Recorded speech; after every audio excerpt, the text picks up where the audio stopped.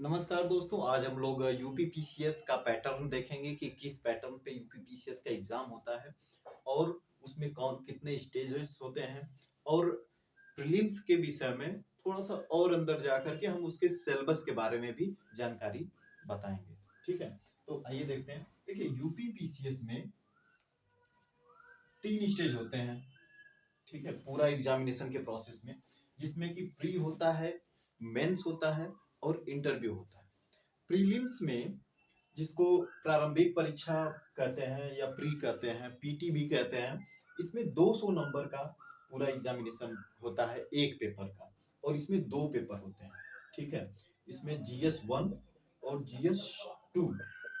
GS 2 को सामान्य स्थिति में हम लोग सीसेट के नाम पे से भी जानते हैं, और जीएस 1 ये तो जीएस वाला कोर हिस्सा है।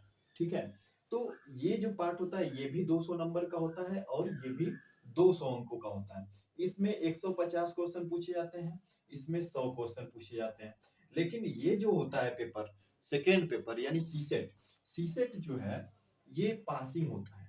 इसमें केवल आप पेपर पास कर गए, काम खत्म। ठीक है, 33% इसमें लाना अनिवार्य होता है। इसके बाद ये वाली कॉपी चेक होती है। तो मेन जो होता है इसमें, जिसकी भूमिका सबसे अधिक होती है या विशेष रूप से यही मेन एग्जाम है, तो वो है ये जीएस का पेपर। तो इसमें क्या होता है कि 200 क्वेश्चन के लिए 200 नंबर के लिए 150 क्वेश्चन होते हैं, जिसमें से आपको लगभग 85 से 95 तक का स्कोर करना होता है। 85 से 95 माइनस मार्किंग के बाद, आफ्टर माइनस मार्किंग। ठीक है, माइनस मार्किंग 33% होता है। ठीक है, और एक क्वेश्चन होता है 1.33 नंबर का। बात समझ में आई? अब देखिए, इसमें जो सबसे मुख्य भूमिका निभाता है वो जीएस का ये वाला पेपर। इस जीएस के पेपर में क्या क्या होते हैं हम लोग इसको देख लेते हैं एक बार। ठीक है, इसका सिलेबस समझ लेते हैं। देखिए, प्रीलिम्स का जीएस के फर्स्ट पेपर में, प्रीलिम्स के इस जीएस के फर्स्ट पेपर में पहला जो टॉपिक दिया हुआ है सिलेबस में, वो है राष्ट्रीय एवं अंतरराष्ट्रीय महत्व की सामयिक घटनाएं। इसके अंतर्गत करंट अफेयर्स पूछे जाते हैं। करंट अफेयर्स में विशेष रूप से खेल और सैन्य अभ्यास, राष्ट्रीय घटनाएं, अंतरराष्ट्रीय घटनाएं, पर्यावरण से संबंधित कुछ हुआ है तो, और विज्ञान में कोई अगर नई खोज हुई है या फिर कोई नया आविष्कार हुआ है, कुछ नई बात उसमें सामने आई है, तो उस पर चर्चा की जाती है। और इसी में रक्षा संबंधित, जैसे डीआरडीओ ने कोई नई मिसाइल तैयार की है, अग्नि है, पृथ्वी है, इससे संबंधित कोई नई सूचना है, या फिर इसरो द्वारा कोई सैटेलाइट छोड़ा गया है, तो ऐसी चीजों पे यहाँ से क्वेश्चन बनते हैं। ठीक है, तो राष्ट्रीय एवं अंतरराष्ट्रीय महत्व की सामयिक घटनाएं, यहाँ से करंट पूछा जाता है। और दूसरा जो टॉपिक दिया है सिलेबस में, भारत का इतिहास एवं राष्ट्रीय आंदोलन। भारत का इतिहास एवं राष्ट्रीय आंदोलन ये थोड़ा ब्रॉड चैप्टर है, या फिर ये कहें इसका, इस सिलेबस का काफी ब्रॉड हिस्सा है। यहाँ से बहुत अच्छे क्वेश्चन भी मिल जाते हैं। करीब क्वेश्चन की संख्या रहती है 25 से 30, या ये कहें 20 से 30 के बीच में। कुछ संख्या इधर उधर हो सकती है, ये इसका रेशियो माना जाता है। ठीक है, जिसमें से सबसे अधिक क्वेश्चन होता है आपका मॉडर्न हिस्ट्री से। मॉडर्न हिस्ट्री में विशेष रूप से स्वतंत्रता संग्राम, वहां से भर भर के क्वेश्चन आते हैं। अगर आपका वो सेक्शन तैयार है तो आप जो है काफी अच्छा कर लेते हैं इसमें। तो इतिहास में जो है हम देखें तो 3 हो जाता है। एक है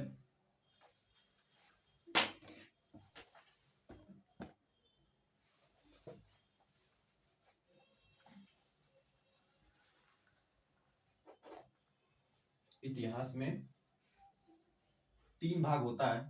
पहला है प्राचीन इतिहास,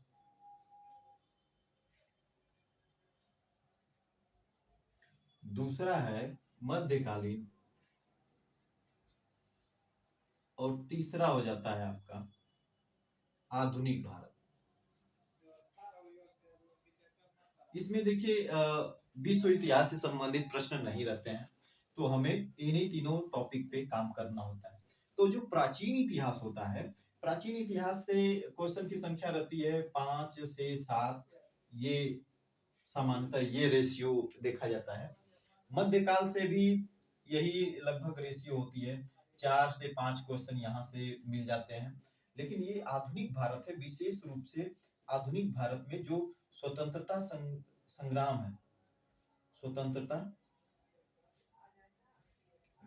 संग्राम, यहाँ से ज्यादातर क्वेश्चन पूछ लिए जाते हैं। ये क्वेश्चन 10 से 12 भी हो जाते हैं कभी कभी।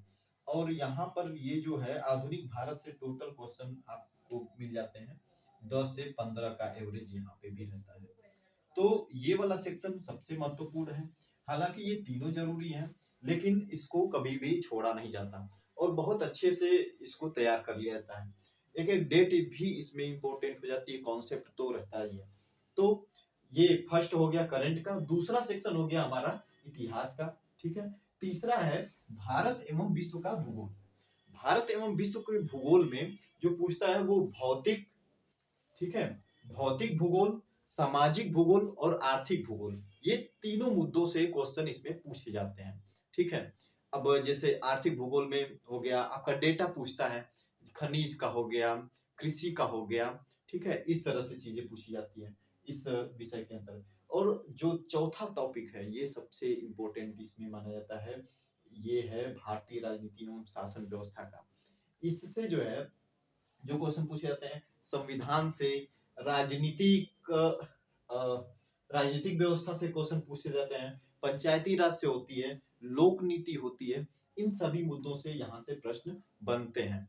और ये सबसे इम्पोर्टेंट वाले कोर सेक्शन में एक सेक्शन ये भी है, ठीक है। और फिर होता है आर्थिक एवं सामाजिक विकास। आर्थिक एवं सामाजिक विकास, इसमें जो क्वेश्चन बनता है वो होता है आपका बजट से और इकोनॉमी से। बजट और इकोनॉमी इसका सबसे महत्वपूर्ण हिस्सा माना जाता है, ठीक है। आर्थिक सर्वे भी इसमें शामिल है और कुछ इकोनॉमिक रिपोर्टें भी इसमें शामिल होती हैं, कुछ डेटा भी इसमें शामिल होते हैं जो अर्थव्यवस्था से जुड़े होते हैं, कृषि कृषि से संबंधित डेटा भी इसमें आ जाते हैं। तो ये जो सेक्शन है इकोनॉमिक का, ये भी इसका एक महत्वपूर्ण है। इसके 7 पिलर हैं टोटल। ये जो है अक्षरशः इसमें ये सातों टॉपिक की बात सिलेबस में की गई है यूपीपीसीएस के, ठीक है। और फिर इसमें जो छठवां पॉइंट आता है वो है पर्यावरण एवं पारिस्थितिकी का, ठीक है। तो और सातवां है सामान्य विज्ञान। सामान्य विज्ञान, सामान्य विज्ञान में विशेष रूप से इसमें बायोलॉजी ठीक ठाक मात्रा में होती है और थोड़ी कुछ फिजिक्स होती है, केमिस्ट्री नाम मात्र की होती है, ठीक है। तो ये इसका होता है। तो इसमें जो है सामान्य विज्ञान के अंतर्गत विशेष रूप से बायोलॉजी और फिजिक्स पढ़ा जाता है, ठीक है। यहाँ से ज्यादातर क्वेश्चन पूछे जाते हैं और वो भी सामान्य टाइप के, ठीक है, बहुत डीपली नहीं, सामान्य कॉन्सेप्ट जो होते हैं उस पे चर्चा की जाती है केवल। अब हम लोग थोड़ा सा देख लेते हैं सीसेट वाले सेक्शन को। सीसेट में क्या है, यानी कि प्रीलिम्स का जो जीएस सेकेंड का हिस्सा है।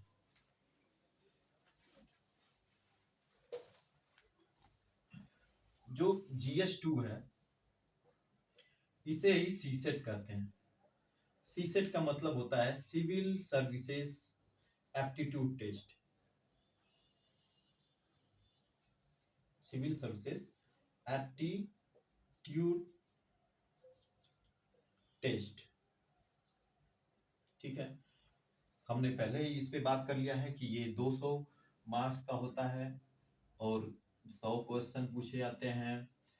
तो सामान्यतः एक क्वेश्चन हो गया 2 नंबर का, यहाँ भी 33% की माइनस मार्किंग होती है और एक क्वेश्चन गलत हुआ तो। और जो लेकिन इसमें ये जो शर्त है कि 33% अगर आप पास पा गए हैं तो आप पास हो चुके हैं पेपर में, इससे ज्यादा आपको लाने की जरूरत नहीं है, लेकिन इससे कम भी नहीं होना चाहिए, नहीं तो आप फेल हो जाएंगे।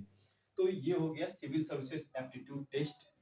इसके सिलेबस में जो पॉइंट है उसको हम देख लेते हैं। देखिए हिंदी पूछा जाता है, हिंदी से कुछ क्वेश्चन होते हैं, इंग्लिश से भी कुछ क्वेश्चन होते हैं, ठीक है।